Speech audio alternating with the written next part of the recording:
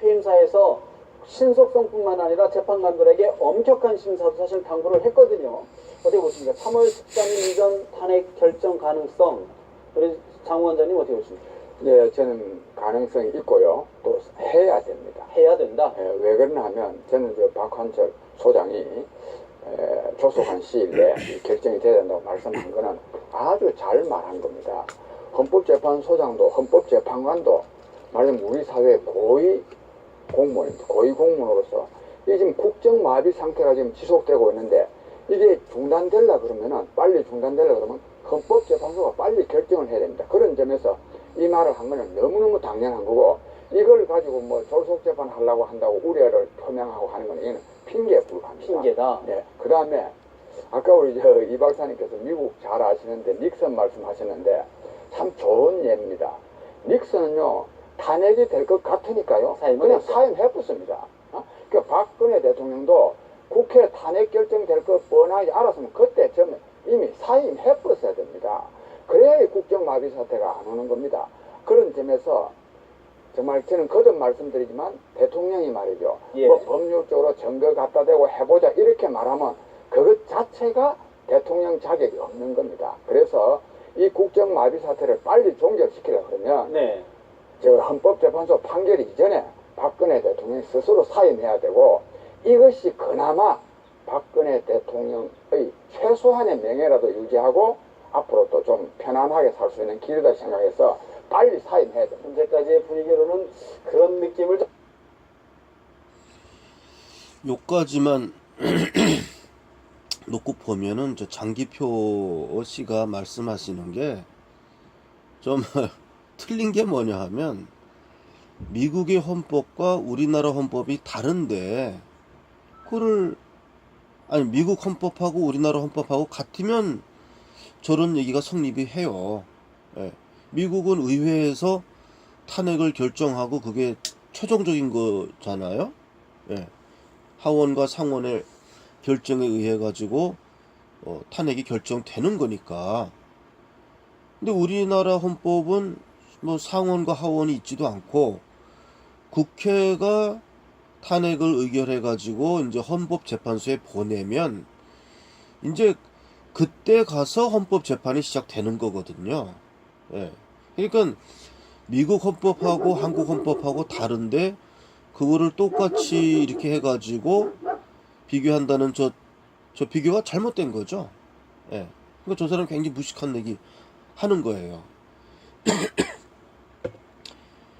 그러면 그렇기 때문에 헌법 자체를 다른 헌법을 같은 헌법으로 비교해 놓고 같은 동일한 헌법으로 이렇게 해서 하는 이야기니까 저 이야기는 틀렸고, 그러니까 닉슨의 입장에서는 야 이거 거기는 헌법재판소가 결정하는 것도 아니고 그냥 국회에서 결정하는데 뭐 자기가 자신이 없다 판단해서 사임을 한 겁니다.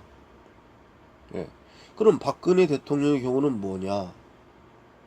그 경우는 자신이 있는 거예요. 이게 저 헌법재판소에서 내가 무죄로 판결 낼 것이다. 자기가 무죄로 판결 날 것을 확신하는 사람이 그냥 물러납니까? 그게 무슨 뭐 대통령이니까 깨끗하게 뭐 그런 식으로 하면 뭐 하다가도 뭐 누가 예를 들어서 또 탄핵 뭐 해갖고 의결하면은 또 바로 물러나야 돼요. 헌법재판소에 가리지 말고. 이게 말이 안 되는 얘기를 저 양반이 하시는 거예요. 이렇게 이제 결정을 내리는 사람들의 그 심리 구조를 이렇게 분석해 보면 뭐가 있냐 하면 본인 판단에 이게 탄핵이 되어야 한다라고 판단하고 있는 거예요. 그런 사람들은 이런 논리를 또 핍니다. 그러니까 내가 볼 때에 박근혜 대통령은 탄핵되어야 한다라는 어떠한 판단이 선 사람들, 이런 선 사람들은 뭐 이것도 이유가 되고 저것도 이유가 되고 뭐 닉슨도 이유가 되고 우리나라 헌법재판소도 이유가 되고 좌우간 뭐 그러니까는 탄핵되어야 한다 이렇게 논리를 피는 것이지, 뭐 논리적으로 내가 좀 입증했지 않습니까? 미국하고 한국하고 헌법이 다르고 또 우리나라는 헌법재판소라는 국회와는 다른 별개의 헌법기관이 이거를 심판하기로 했기 때문에 다른 거를 같다고 해놓고서는 결과는 자기의 판단, 그걸 이야기하는 거예요. 예, 보통 사람들 다 그렇게 합니다. 자기 판단이 있어요. 그렇기 때문에 아무거나 뭐 미국 헌법하고 한국 헌법하고 다른데 그냥 갖다 놓고 비교하고, 그러므로 내 판단을 이야기하는 것입니다. 대부분 그래요. 이런 것을 가리켜서 논리가 없다, 또는 논리가 비약이다, 뭐 그렇게 이야기하는 거죠.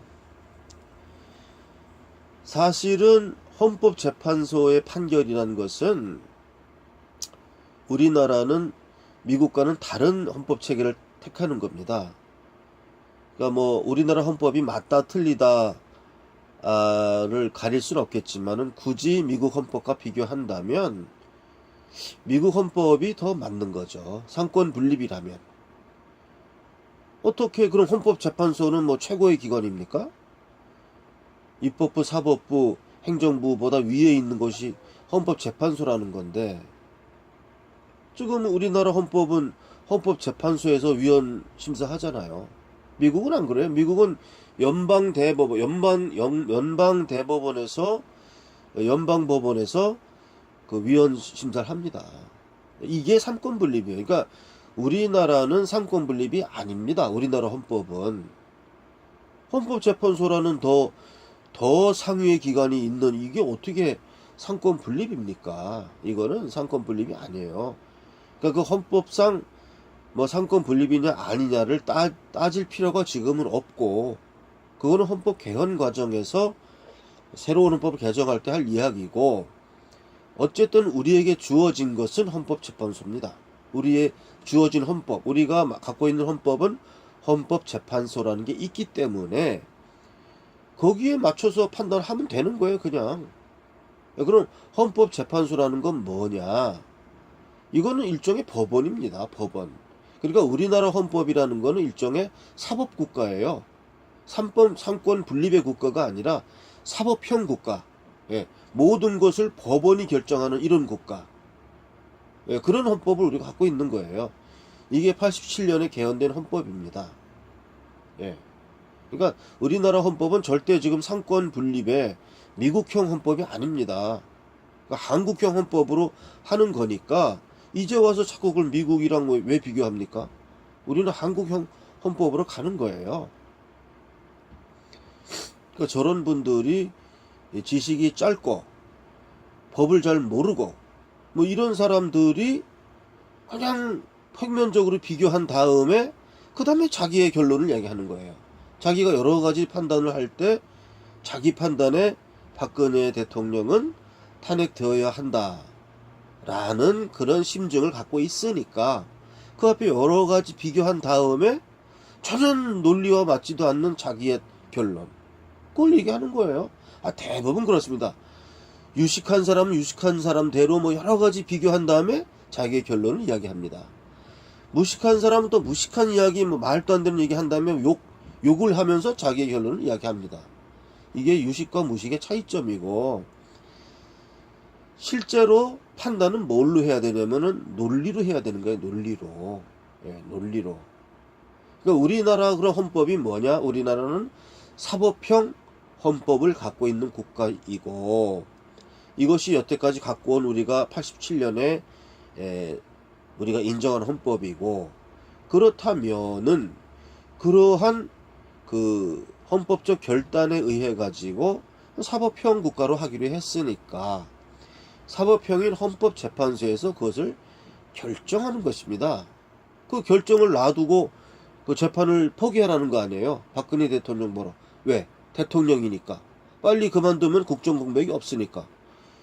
이거는 무슨 정의도 아니고 무슨 논리도 아니고 그냥 자기가 이렇게 알고 있는 정보에서 판단되는 자기의 판단을 그냥 이야기하는 것에 지나지 않습니다. 이런 거는 대부분 많은 사람들이 그러한 판단에 의존을 해요. 예. 굉장히 위험한 생각이고, 우리가 그나마 그러한 것을 견제하기 위해서 헌법재판소라는 걸 둔 거예요. 예. 헌법재판소라는 걸 둔 겁니다. 예. 이런 거를 알고 말씀하셔야지 무슨 예? 닉슨 대통령이 하야한 것처럼 박근혜 대통령도 하야했으면은 문제가 간단했다.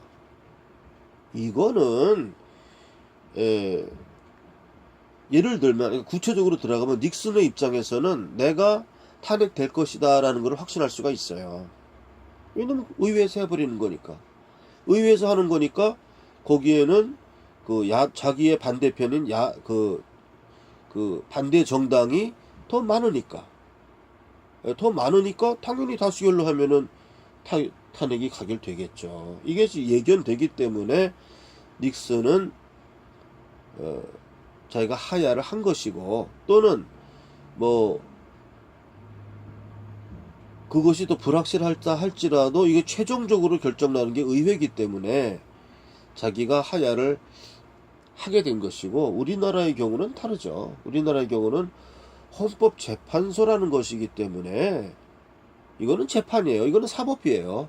사법형 국가이기 때문에 사법이라는 것은 내가 그 판단을 받을 권리가 있는 겁니다. 자연인이든 국가기관이든. 대통령이라는 국가기관도 그렇다면 헌법이 보장한 헌법재판소의 판단을 받아볼 권리가 있는 것이고, 헌법기관인 대통령이 그 권리를 행사하는 것은 곧 국민인 나의 권리입니다. 즉 박근혜 대통령이 헌법재판소에다가 나는 무죄하니 탄핵심판을 해달라 라고 청구를 하는 것이 박근혜 대통령을 대통령으로 선출한 우리 5천만 국민의 권리입니다. 5천만 국민의 권리 행사를 박근혜 대통령이 위임받은 대표권자로서 행사하고 있는 거예요. 장기 표시는 이런 걸 알아야 됩니다. 그걸 박근혜 대통령이 자기 마음대로 행사 안 해? 그러면 그건 직무유기예요. 직무유기.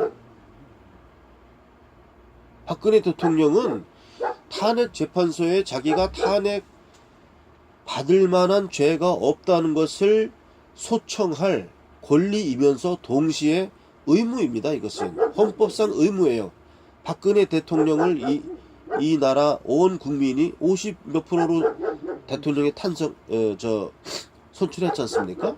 그러면 그 50 몇 프로만 박근혜 대통령을 지지한 것이 아니고 100%의 국민이 박근혜 대통령을 대통령으로 인정한 거예요. 이게 대표성의 원리입니다. 예, 박근혜 대통령에 반대한 사람들도 나는 박근혜 대통령을 안 찍었다. 그러니까 이거는 아주 비겁한 논리고, 그건 국론을 분열시키는 것이고, 그런 사람들은 처단되어야 됩니다. 승복해야 돼요. 그래서 5천만 국민이 탄핵 재판을 헌법재판소에서 재판받을 권리가 있는 겁니다. 이 권리를 포기할 수 없어요. 이 권리를 위임받은 대통령은 무조건 헌법재판소에 이 탄핵심판을 심판해 달라라고 청구를 해야 되는 것입니다. 예. 장기 표시는 이런 걸 아셔야 돼요. 저분은 어떤 근거에서 말씀하시는지 나는 이해가 안 가는데, 이게 미국 헌법이라면 저런 논리가 가능합니다. 예, 미국 헌법에서는 이미 이제 의회가 이제 결정을 하는 거니까. 예. 그러나 우리나라 같은 사법형 국가에서는 이거는 비교가 될 수도 없고, 비교한다 그래서 비교가 되질 않아요.